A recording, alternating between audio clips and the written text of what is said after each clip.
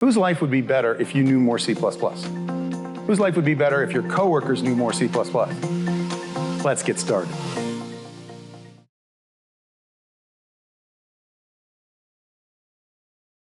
Welcome, everybody. This is one of the talks about back to basics. So that means we could talk about the basics of C++, which are a lot, which are sometimes a little bit complicated.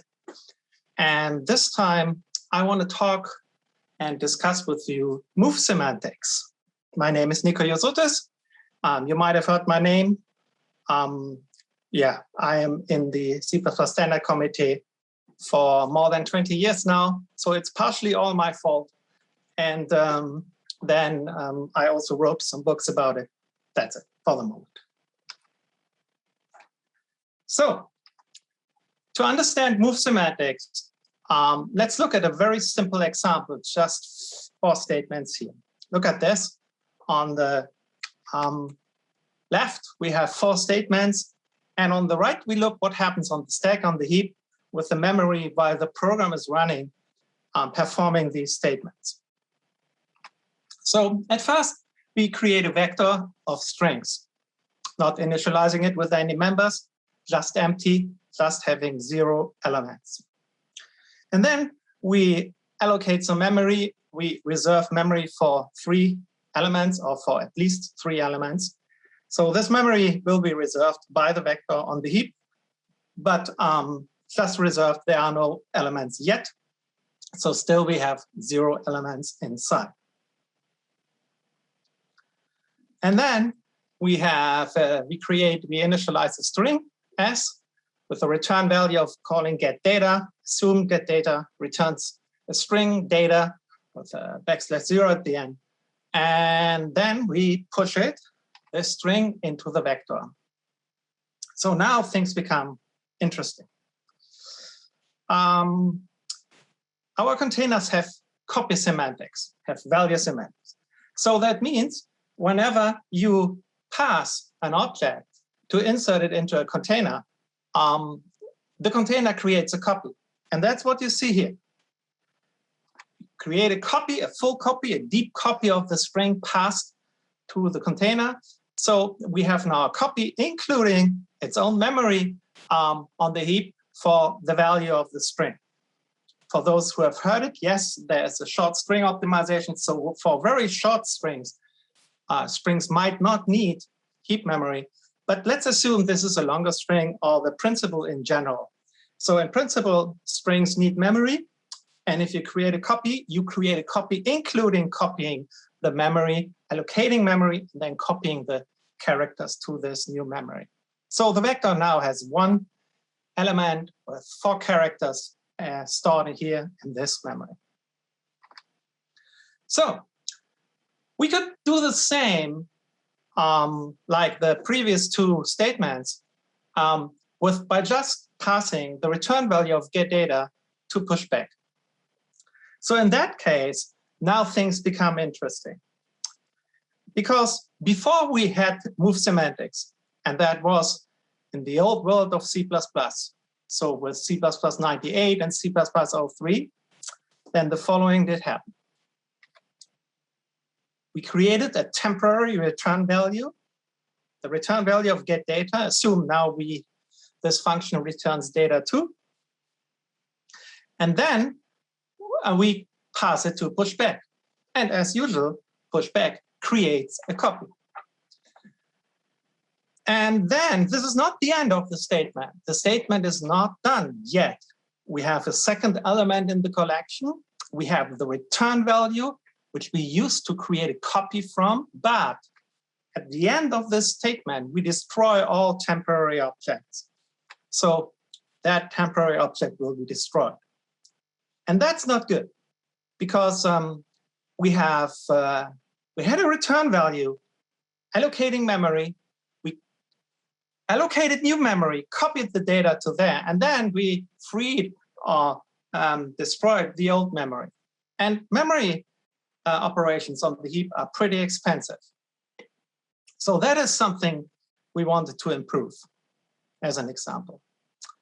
And let's look how this works. Let's take the same code as you see here. We are still at the situation that we have called get data, and we are about to pass it to pushback. But now we have recompiled our C++ program with the C++11 compiler, because this compiler supports move semantics. And what move semantics means here is that the compiler does not create a copy of the past argument, the temporary object, the temporary string. It moves the data from the temporary string to the new element.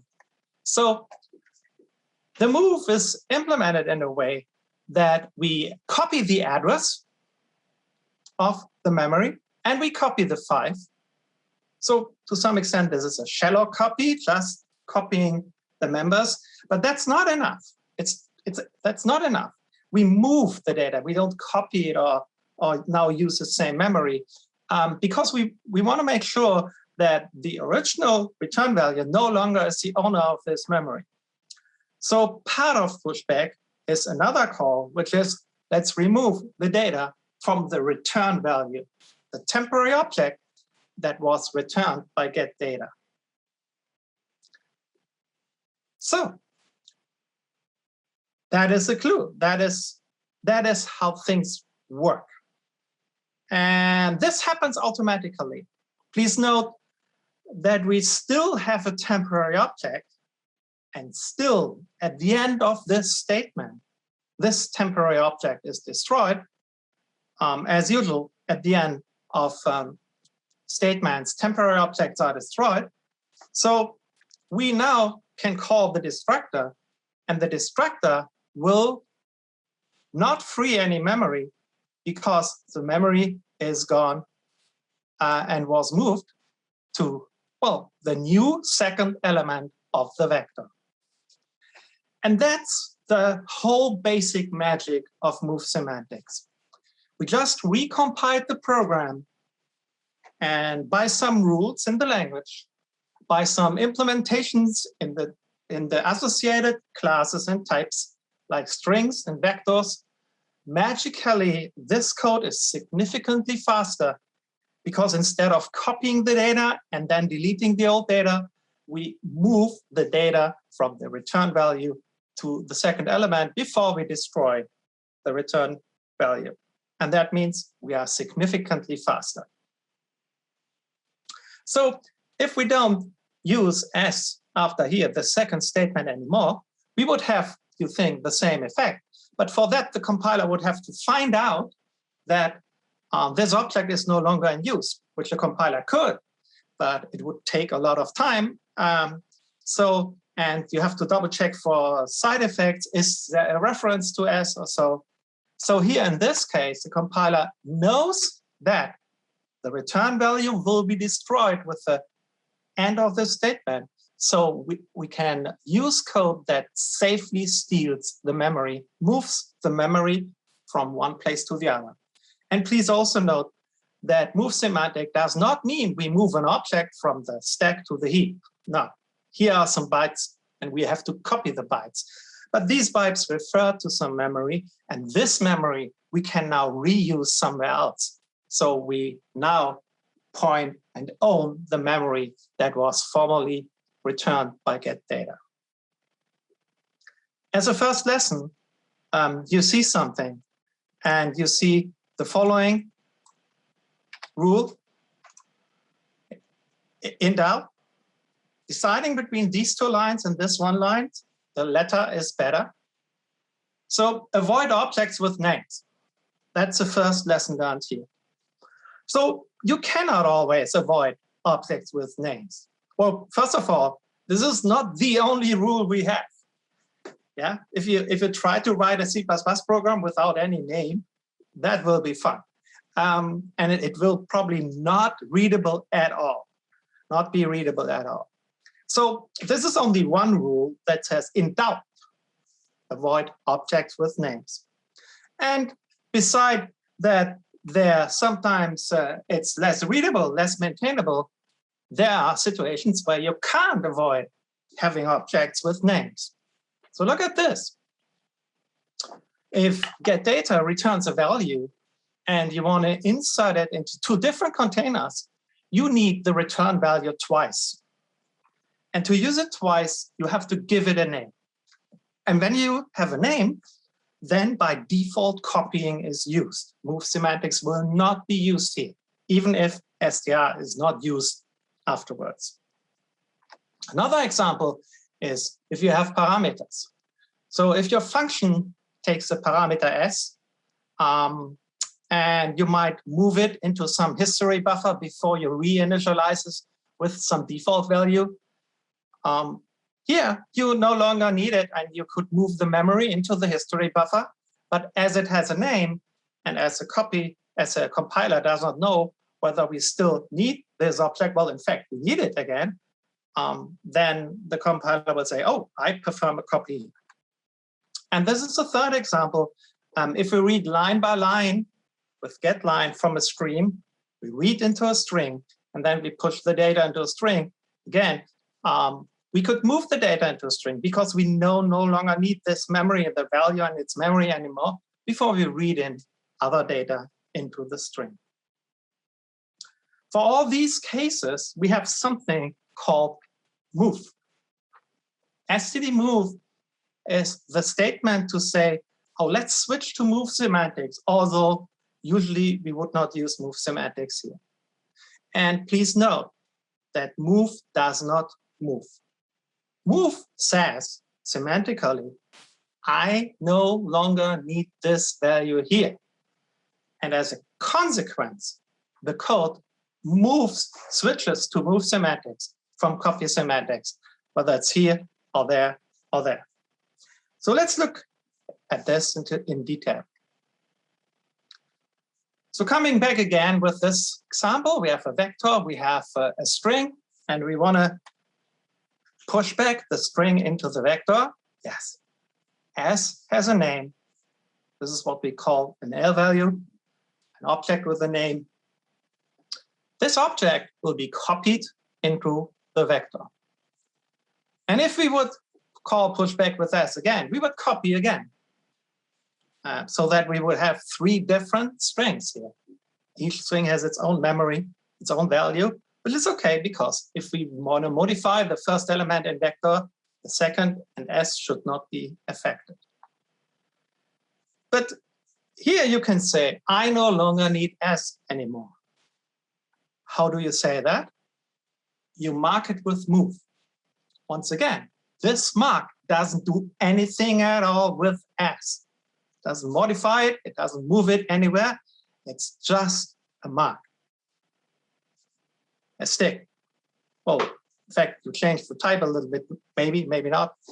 And what you say with move is, I no longer need the value of S here.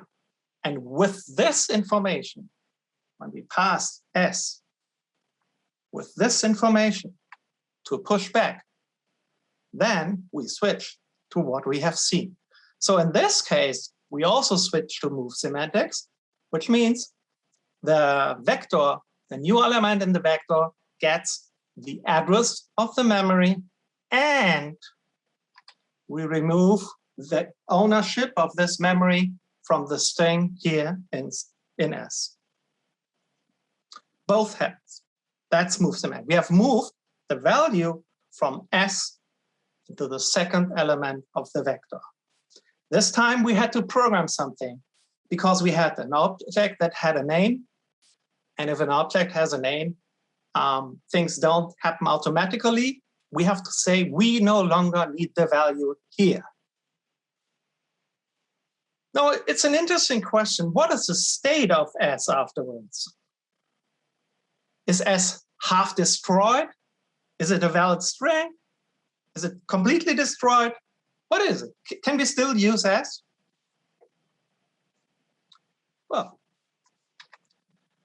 what we specify in the C++ standard is that an object where you have performed a move is in a valid but unspecified state. Please note that this requires corresponding implementation which we can only guarantee for library objects. For your types, if you program types that allocate memory, it's your task to ensure that this is also the situation. Highly recommended. So for library objects and vectors, strings, etc. are library objects. We are the string s after this call is in a valid but unspecified state. And that means you can deal with it like with any vector where you don't know the value. So think about you're in a function and you have a parameter s being a string. It's the same situation. You get a string, you know that it is a valid string, but you have no clue about its value. So you could say, let's print it out. Let's compute the size, deal with the size. Yeah, that's fine. That's perfect, legal. The only thing you don't know is what is I afterwards and what is printed out.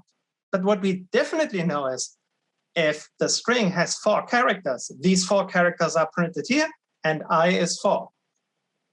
So we are in a consistent state. By the way, it's pretty likely that the string is empty, but it's not guaranteed because we all do this for performance. So it's probably an empty string, but that's not guaranteed in general. So you can even append something. You don't know what is in front now of this dot in your string. Probably no character at all, maybe some.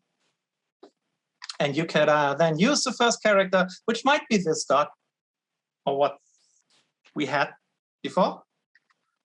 And you should definitely not use the 6th character, because there might be none. If you do that, you have undefined behavior at runtime, or might have it. And that's a very useful thing. You might say, okay, let's assign to s a new value. So this makes it clear as is not broken, as is not destroyed, as is not half destroyed. You can still use it. Now, a lot of people wonder why this makes sense. Why don't we say after a move, the object is, after a move, the object is still usable in a valid but unspecified state. Here's the example. Let's declare a string. Let's read in some data into the string from an IO stream, which might be a file or whatsoever. So let's read the next line, the next row from a file, and store it into this string. That's what getLine does. It returns whether there was still something read. And now we have a string with memory. And this string we can move now into the vector. Because, yeah, we have a string with associated memory. This string we want to store in a collection of all rows of the file. So there we need the memory. Good. So move it to there. But afterwards we read again. And when we read again, we still use the string and allocate new memory for a new value, etc. So this is an example where after moving away the value, we reuse the string. And by the way, we don't reuse it by just assigning something. We call getLine, which stores the new value. Here's another example. Swap for 2 strings. A takes a string. Well, let's move the value to a temporary value, and then let's assign the value of B to A. It's also, we have moved away the value. So that means the memory was moved to temp. And then let's move the value of B to A. Assign the value of B to A. That is also using an object after it was moved. So that's why we have the rule, a moved object is still a valid object. When this object dies, it will then free the memory. The new object is the owner of the memory. So Let's look a little bit inside. So what we had, the situation before we introduced move semantics was this. We had a class vector with pushback taking an object of type T. T is the element type, it's a template. And then whenever we call pushback, we called this function. And this function took the parameter and created an internal copy. So independent from what we passed, whether we had an object which we still need, or a temporary object like here or here. Or when we move S again, pushback S again, and we don't need it anymore. Since C++11, but these were unnecessary copies. So since C++11, we have move semantics, and that means we have a new pushback here, an overloaded pushback. This is a pushback here, still there for objects where the caller still needs the value. This is pushback where the caller no longer needs the value. This is the way to declare it. It's called what we had to say an R-value reference. This is call by reference. So elem refers to whatever we pass. Whatever we do with elem, we do with the object we passed. But with these two ampersands, we give it a different meaning. 2 ampersand signal, it's okay to steal the value, and it will be automatically called when we pass temporary object, whether it's the return value of a function or maybe the result of an operation like S plus S. And if we mark an object with move, saying we no longer need this value, in all these 3 cases, we call this pushback. If we wouldn't have it, we would still call this. This has higher priority than this. In case somebody has this pushback and we pass a temporary object or an object marked with move, and we have declared it with 2 ampersand, no const, because we modify the object, we steal the memory, then we have here the pushback that will be called and performing the stuff we need. Now, vectors don't implement string operations. Vectors just say, oh, you gave me something you still need. I shouldn't modify it. Or you gave me something where you no longer need the value. What the pushback calls is a helper function of the type. And you might have heard about these helper functions. One of them is called the copy constructor. So as in our example, the elements are strings. Let's look at a simple string class implementation where we say, let's create a string from another string where we still need the value. That's what we call a copy constructor. And that copy constructor uses an L value reference, const L value reference. So a classical reference, if you will.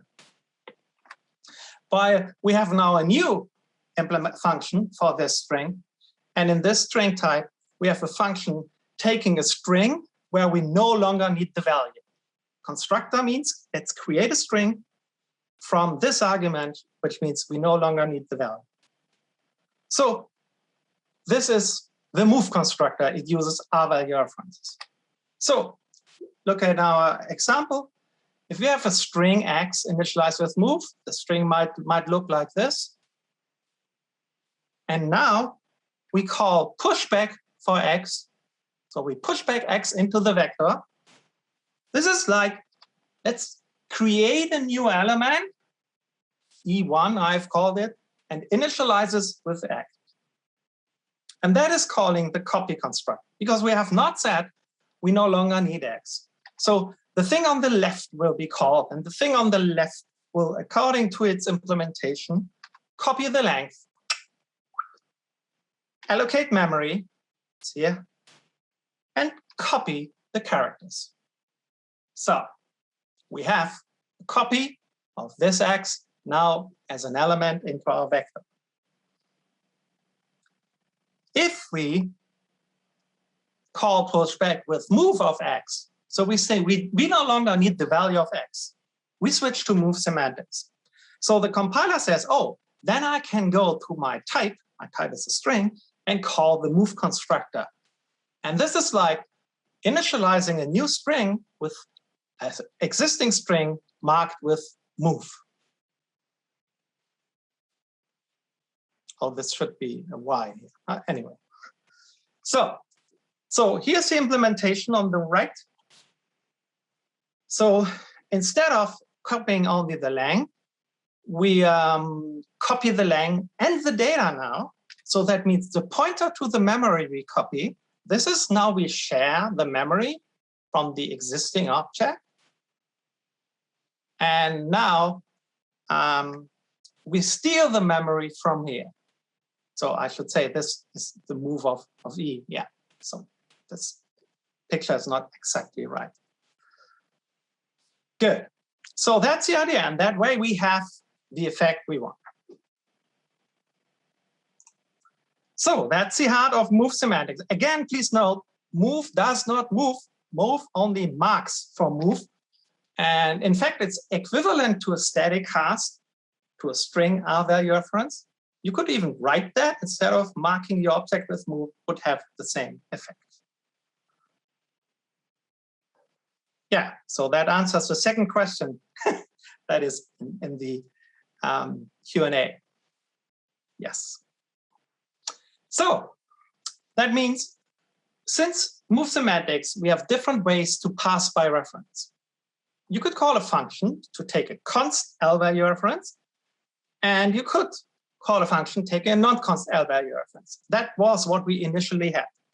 And the one thing was to read something, read from a parameter, avoiding to copy the parameter. And now here we write, we can modify a parameter. This is what we would call an in-out or only out parameter. Now the third thing we have gotten is this. We can call foo with R-value reference that has move semantics. So that means whatever you give me, I can steal the value. I can adopt the value. This compiles only for objects without a name or marked with move. This is what we call R values. Interestingly, there's a fourth option. You can say, let's mark the object with 2 ampersand. So move semantics and const. That's possible. Yes, that's possible. That will compile. But that makes not a lot of sense because that's a semantic contradiction. Because this is for the case when the caller no longer needs a value, but we are not allowed to modify the value, so to steal something. Okay, doesn't make much sense, but surprisingly, you can get it pretty easy. Initialize a const string and mark it with move. And you have something like that. And that's interesting. This is not an error. This is valid. It's just that the move semantics is not implemented. We have no pushback for that, and we could not implement it that it steals the value. So we're using the function above here and say, okay, this is the function we call. So the move has no effect. It's not an error. It is not an error because in generic code, it could make sense to mark things with move in case the type is const. It should be ignored. And if it's not const, it would not be ignored. So we in that case, we want to use move if supported. Otherwise, we would copy. Yeah, and the same is true if you try move on a parameter declared with const. And please also note that a function should never return something with const value, because if you then take the return value and pass it to pushback, you have disabled move semantics. Code still compiles again, but it will copy. Are there any questions so far? Yeah, I see. Why does the string E equals X call copy assignment? Oh yeah, it's a usual misunderstanding that people think this is the assignment operator. This is only the assignment operator if the object exists already. As we declare a new object, this is a way of initialization, and that is calling a constructor always. This is not an assignment, never. Next question. Could we use move to implement zero copy technique? Yes, in fact, you could, because you could say, for example, you could even disable copying at all. We see that in a moment in the next slides. So you could only enable move, and that would mean if your object represents a resource, you can only move this resource around, but you could never copy it. And that, by the way, we do in a couple of types. That's move-only types. Yes, that makes sense. And that's pretty easy to program. Just disable copying and enable moving. What happened when the scope of the move value ends? Is it still available in the outer scope? Well, the moved value is no longer owned by the initial owner. The moved value, well, its memory was moved to the new object. That is the owner. So at the end of the lifetime of the new object, it will be destroyed automatically. Okay, maybe I skip to the next questions afterwards and continue. It's a lot to say about move semantics. You have seen the basics. They're pretty fast. So let's look into classes. Let's look how we deal with move semantics in classes, in our own classes. So we have the following guarantees. Unless otherwise specified, moved from objects are in a valid but unspecified state. Rule 1. That applies to objects in the library. Then, please note, copying is always a fallback. You have seen it. You saw that we might mark objects with move if there is no support for move semantics, or if it's not possible because it's const as a fallback. Move semantics, copy semantics is used. You can disable this fallback. I just told you that. Then you have move-only types. For example, thread objects, streams, and unique pointer are examples for move-only types. So you can't copy a thread. We have no idea what that means. Do we have 2 threads then or what? But you can move around a thread by, so for example, the object can return it to the caller and using move semantics. The next thing is default move operations are generated automatically. So there's a move constructor and move assignment operator usually automatically generated, and it moves the members. So your old type has move semantics, similar as your type has copy semantics, even if you don't implement copying, just by moving the members. But only if this can't be a problem. And it could be a problem if we have something special programmed with copying, destroying, or so. So we only generate move operations if there's no special member function declared, if there's no copy constructor, assignment operator, or destructor. So what does that mean? Look at this class. We have a class customer here. This customer has members. 2 of them are strings. The usual constructor, but we have no copy constructor, no move constructor. I should also write here no destructor defined, declared. So in that case, move semantics is automatically enabled. And unless it's not implementable. So if one of your members, we can't move or copy it, then it's not possible to do that. But in general, it is. And that means the following happens. If you create an object of this type, first name Joe, last name Fox, and then we say, oh, move this customer into your vector. This will have move semantics. And the move constructor that is automatically generated will delegate move semantics to the members. That says it will move the first name and the last name of C1 into the new element in the vector. And that means if you then afterwards use the object, which is allowed, remember, you still have a first name and a last name, but we don't know about its state. It's probably empty, but not guaranteed. So when we print it out, we will see that the first name and the last name was moved away. Well, I wrote here 3 question marks. It's very likely that it's empty, but that's not guaranteed at all. If you instead declare something, declares enough, not implement, declare something is enough. For example, say, please generate the copy constructor with its default behavior. Then you have disabled move semantics, because you have said something special about copying. And if that is the case, we thought maybe it's not a good idea that we implement move semantics automatically. There was a reason. You did not use the default generated copying. So you probably would also have a reason to do something with move semantics. This might be a type you have programmed before C++11, if this is just implemented and not defaulted. And it should still work.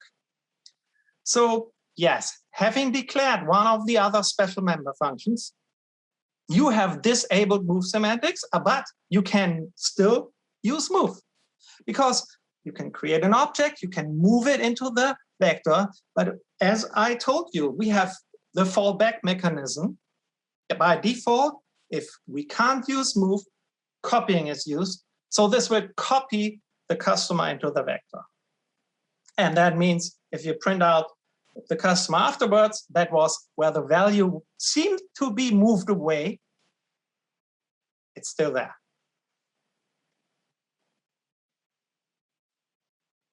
You can implement it yourself, as you can implement copy constructors, you can implement move constructors.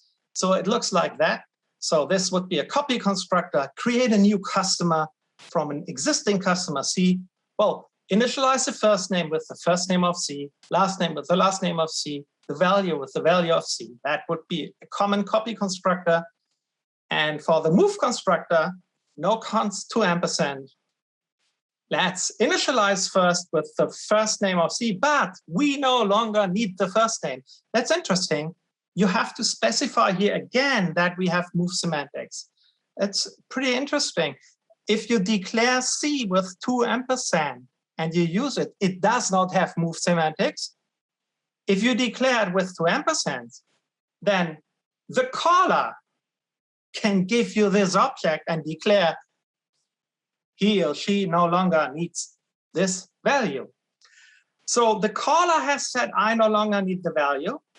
So we can say by ourselves when we no longer need the value, because remember, we could use it twice.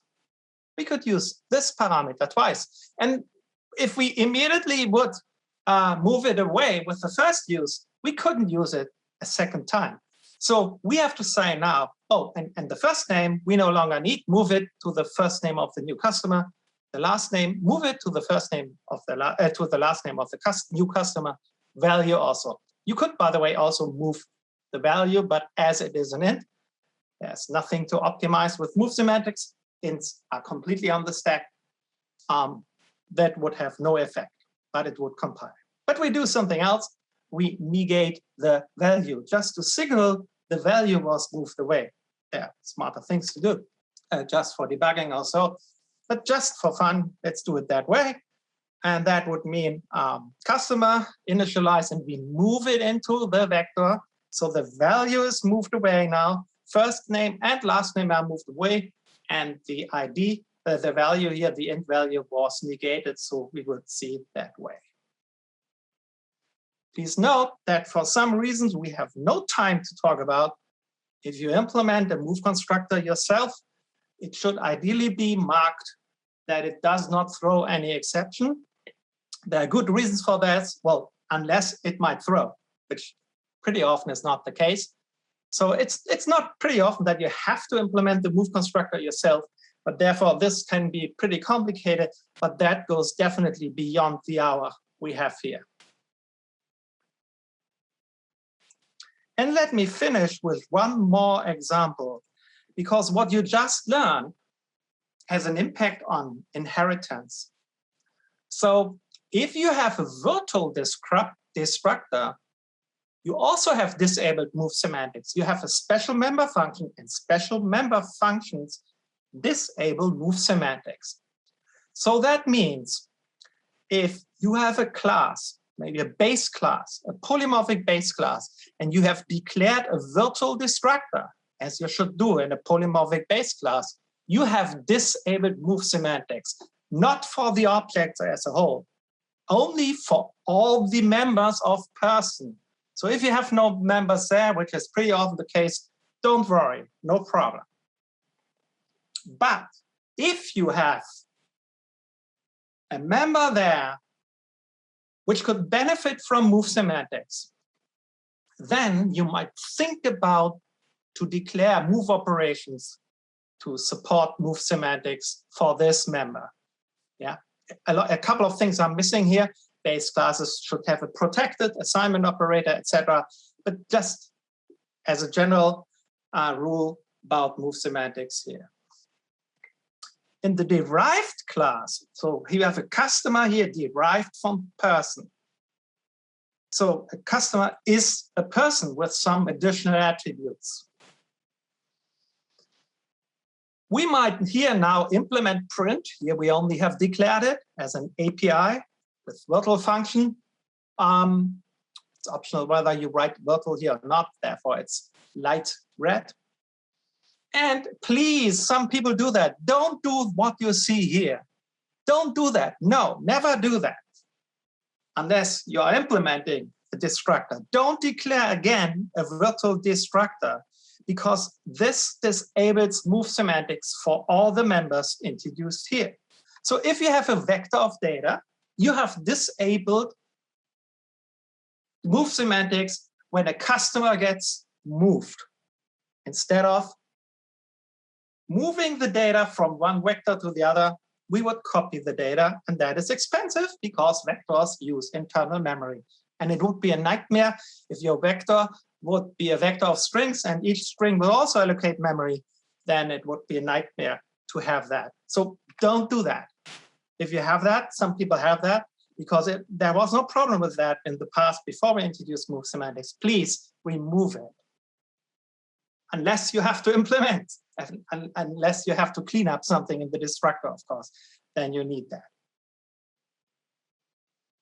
Okay, that was the second part of the talk. Let's see. So user-defined type with const members is not movable, right? You're right, but it's also not copyable, by the way. And copy assignment does not work. And a copy constructor would work. Is the move, std move thread safe? Or no. Move is just an operation like copying. It's independent from thread safety.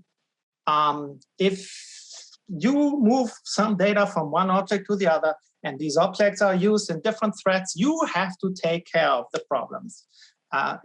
Think about an optimized copying with all the problems that have to be solved if you implement copying in a multi-threaded environment.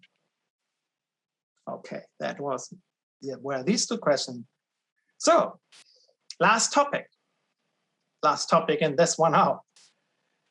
Perfect forwarding. Now it gets ugly. Because there's an issue.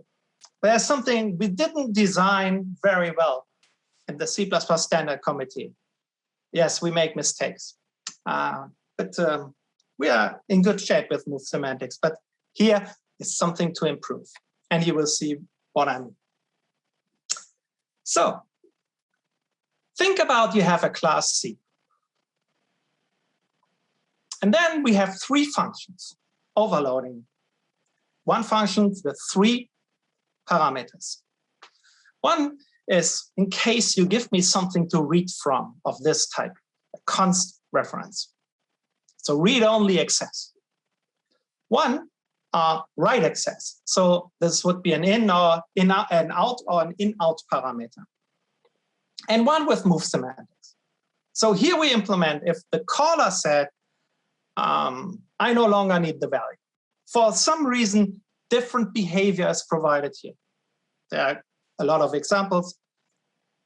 Okay. So as you have learned, if I have an object of this type, this will call the second one. This is a non-const object, so it will call the function with write access. We have an object with name, so We don't use call move access. We have a modifiable object, mutable object, so we don't call the function with const. If we have a const object, the first function would be called. That's the only function that is allowed to be called for objects that are declared as const, because we guarantee we will not modify the value. And if we have a temporary object or an object marked with move, the last one will be called. Because remember, a temporary object just created here on the fly or marked with move means the caller no longer needs a value, so this will be called. Now think about, we are not calling directly foo. We are calling foo indirectly via a helper function called foo. And we want to call foo the right foo. So we want to make sure that this behaves the same as if we would call foo directly. This is what we call perfect forwarding. Call foo should take the argument and pass it forward so that the right foo is called. Perfectly forward what we got to foo. So we would have to implement 3 functions called foo here. But the interesting part is, according to a rule you have seen before, only the first 2 would just pass the argument. The last one would need a move. Because do you remember that? You have seen that when we have implemented the move constructor. If you declare here an object with move semantics, the object itself has lost the move semantics. It only says the caller can tell me that way the caller no longer needs a value. We have to say again that we no longer need the value. So we have to forward it calling with move again, passing calling move again, marking it with move again. Here, move would be a problem, would call the wrong function. Here, not calling move would also call the wrong function. And that would mean we would have 3 functions to implement for 1 argument. And if this is generic code, if we have 2 arguments, we would need all 9 combinations. With 3 arguments, we would need 27 combinations, all 27 combinations of maybe the first argument is const, maybe the second has move semantics, and so on. That would be a nightmare. So we came up with special rules in C++. And this special rules is called perfect forwarding. Perfect forwarding is something special. It looks like something you have seen before in this talk, but it is something special. And for perfect forwarding, you need 3 things. 3 things, all of them you need. First, you need the template parameter. Without the template parameter, you can't have perfect forwarding. Second, you need a parameter in your function of the template parameter type declared with 2 ampersand. This looks like the rule of 2 ampersands apply, but because it is a template parameter with 2 ampersand, different rules apply. For this combination, we have different rules. We call this a universal or forwarding references. Yes, we have 2 terms for that in the community. Unfortunately, both terms are used. And then inside, you forward it, not move it, forward. And the magic of the rules in this code is that by rule, if you have these 3 things, this forward becomes only a move if you pass the now value, if you pass the temporary object or an object marked with move. So if you pass an L value, an object with a name, it will just pass X forward without marking it with move again. And in the other case, it will forward it with move. Okay. One explanation here, the term universal or forwarding references. We have 2 terms. The community invented the term universal reference because this is a reference that can refer to everything, while the C++ standard committee decided to say we want to call it forwarding because usually we use it with forward, which, by the way, is not correct. So I think it was a mistake to call it forwarding reference, both terms we have now. So look at the difference. If you see in your C++ code 2 ampersands behind a name, you have to check very carefully what it is. Is it a type name? Then it's a raw R-value reference. You only support move semantics. And that means you are not allowed to pass an object by name. You can only pass temporary objects or objects marked with move. Only that will compile. If you see 2 ampersands in your code, and these 2 ampersands are behind a template parameter, a local template parameter, not somewhere else, then this is a universal or forwarding reference. Then it can take everything. And then a few things, other things are different. So for example, here we can be sure that this type, the type of X is not const. Here it could be const. Here, to forward it, as we know, this could only be something that has move semantics from the calling side. We can forward it with move. Here we have to use forward because we should only forward it in the last 2 situations when it was a temporary object or an object marked with move. Okay, that was a tricky part. Yes, we should have had a different syntax for that than this. That would have been better. Looking back, we made a mistake here. Yes, and terminology, universal reference and forwarding reference is also not something we should be proud about. So yeah, that happens. Okay, so let's summarize and look finally at a few examples. Here's the first example. We have our customer, the vector of customer. We push back a temporary object. So we create here in the yellow box, we create a customer. So which means we first have to create 2 strings, and then we take these 2 strings to initialize the first name, the last name, and 42 goes to the value of the object. Here we have in the yellow box, we have created a temporary customer. As move semantics is automatically generated, if you then pass this temporary object to pushback, this will be moved.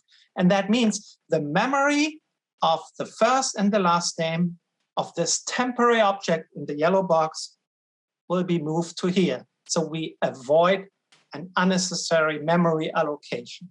By the way, there are even tricks to make sure that the object F and L here is moved to here. That goes beyond this hour. I will describe it in my book about move semantics. You have to do something for that. You might have heard about a function called emplaceback. So look at that. If you have a string initialized here, that's a string, Jill, and you have a last name, Cook. So this is first name, this is the last name. And then you say, oh, please create a new element in the vector.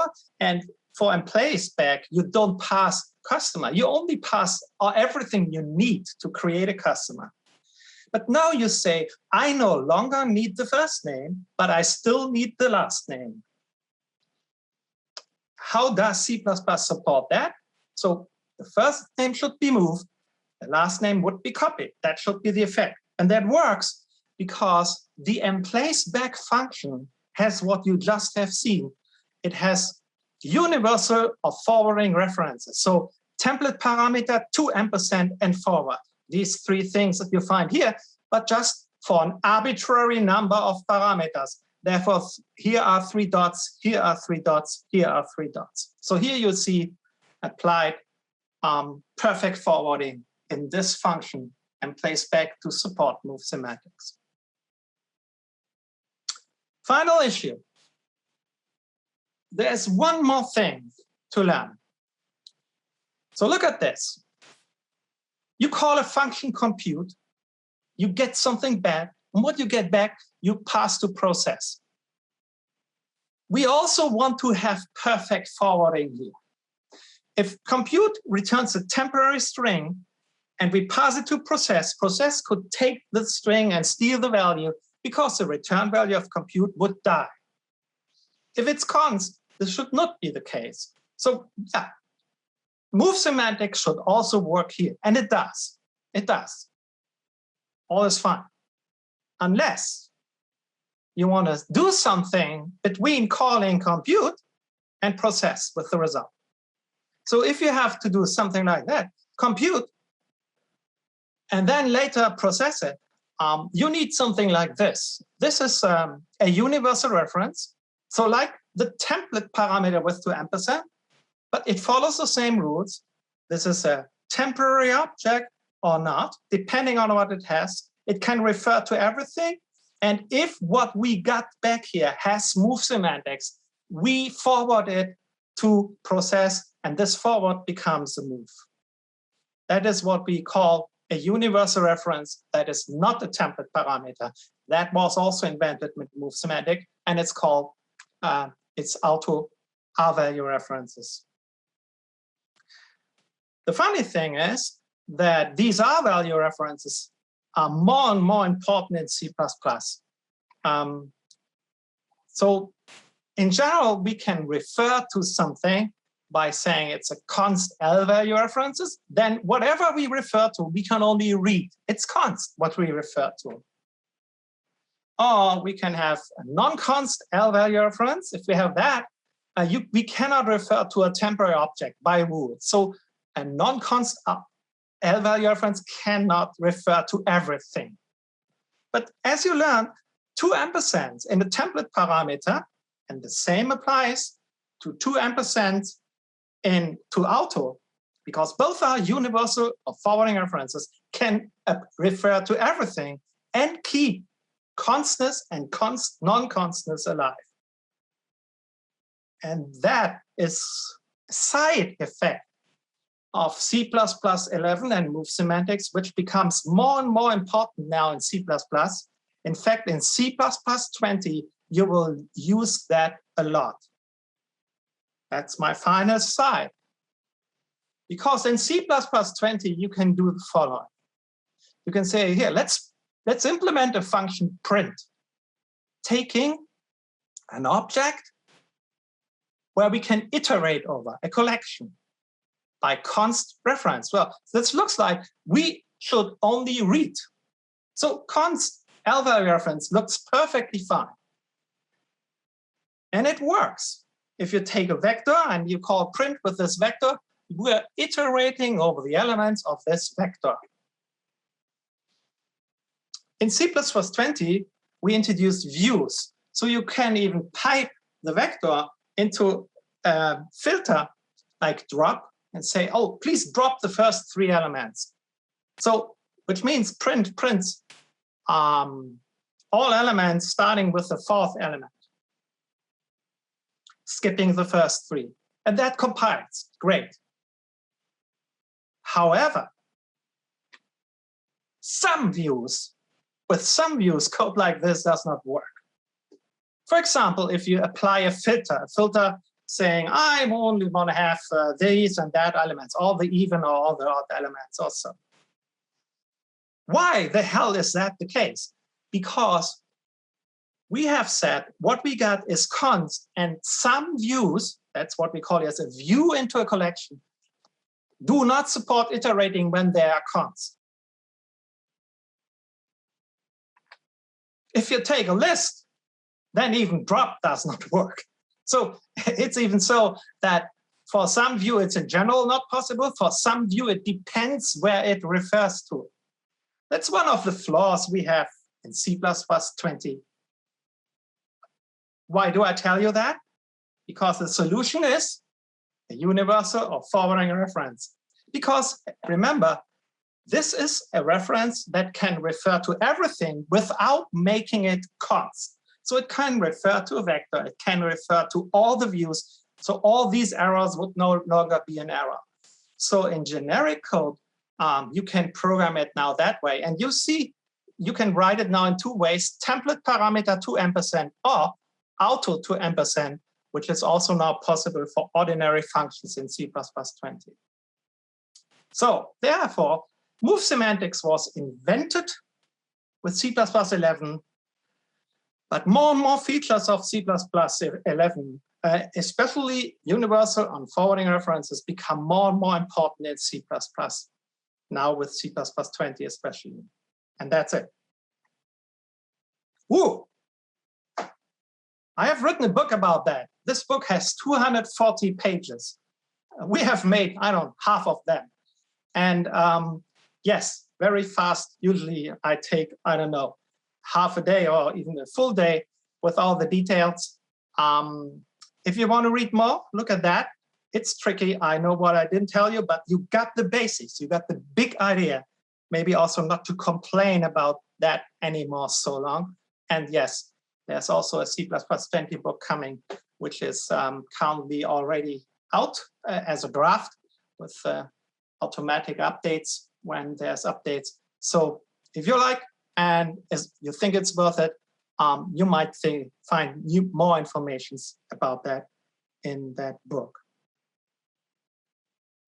So let's see, are there a few discussions left? We can immediately switch to a gather town, but let me just finish the last questions here. Why not use struct without any constructor? Well, maybe that was, yeah, my examples were simplified. I just had members. Yes, you could also use structs. The same rules apply. Structs also have move semantics. I just skip other things for if I have a class. Of course, I have more control about the values. Think about, I want to ensure that the last name never is empty. You can't ensure that if you have a struct. But all I said here does not behave different for structs and for classes. Do you need to set first and last to empty? No. Well, remember in my examples, if the move semantic is automatically generated for the customer, they will have an unclear value.